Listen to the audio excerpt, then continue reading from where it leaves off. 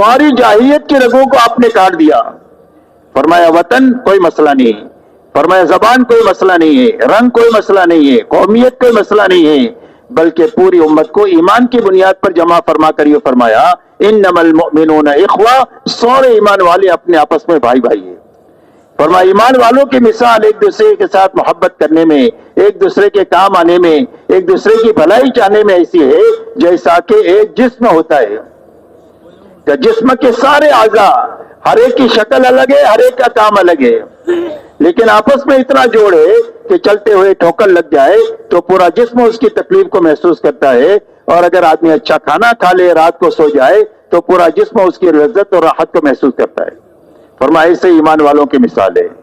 कोई ईमान वाला कभी अपने भाई की बुराई को नहीं चाह सकता, जैसे आदमी का कोई आज़्म दूसरे आज़्म की बुराई को नहीं सोच सकता।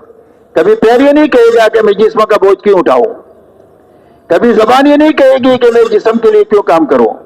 हर आज़्म अपने लिए कम काम करता है, पूरे जिस्म के लिए ज्यादा काम करता है।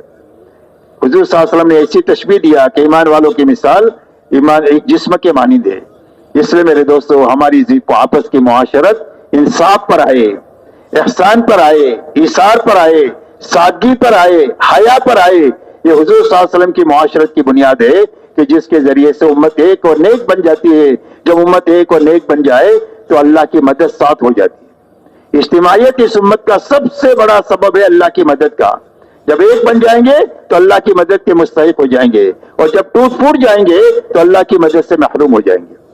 इसलिए मेरे दोस्तों, अपनी मुआशरत को पाकीज़ा बनाना और हुकूक की अदायगी के साथ जीना, वरना क़यामत के दिन आदमी मुफलिस वो होगा कि लोगों बहुत सारे अमाल करके जाएगा, लेकिन हक वाले हक लेकर के हक के बदले में नेकियां लेकर जाएंगे, और ये दूसरों के गुनाहों की वजह से जहन्नम में जाएगा। पर ये उम्मत का सबसे बड़ा मुफलिस ये है।